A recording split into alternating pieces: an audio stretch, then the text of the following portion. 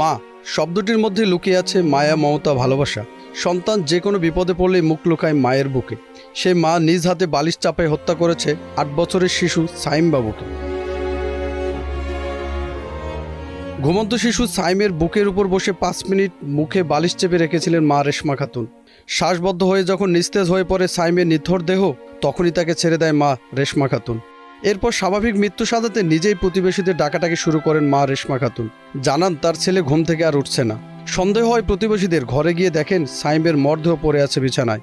আমাকে ডাকে বলে সাইম কথা বলে না, ঘুমাইছে। তা আমি তখন বললাম যে ঘুমানা ছেলে আবার কোনোদিন কথা বলে, কিছু হয়েছে, জ্বর টর হয়েছে? না, তা কিছু হয় না, ঘুমা। তো কোথাও না, আমি লারে সারে দেখছি ছেলে কথা বলে না বলে আমার রুমতি কান্না করে। তখন আমি আবার দৌড়ে আইছি যে কি ব্যাপার দেখি। তো আমি আসে দেখি যে ছেলের গাও ঠান্ডা, ঠোঁটটা কালো হয়েছে।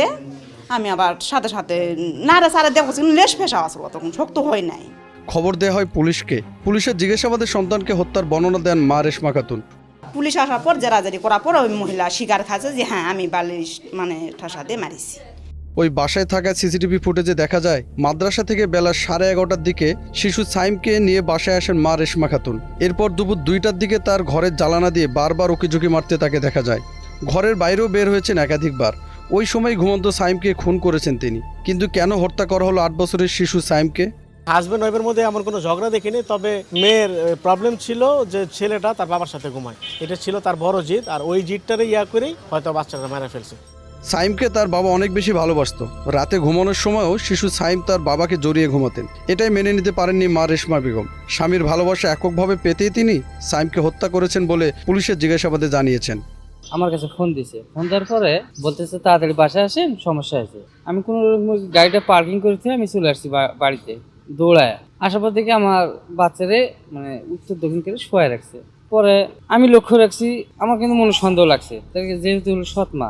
গলাটাতে আমি লক্ষ্য রাখছি, গলাটাতে একটু দাগ দাগ ভাব। বিছনায় যে ধরছে এরকম করে ধরছে, এরকম করেই আছে। তারপরে ওই হলো পা দিয়ে যে লাফাইছে না, ওই লাফানো মানে পা দুটো বাঁকা হয়ে গেছে। বালিশটা যে চাপা দিছে, এখানে দাগ রয়েছে, এনে দাগ রয়েছে। চাপা দেওয়ার পরে ঠোঁটগুলো কামড়াইছে কিন্তু আমার বাচ্চা।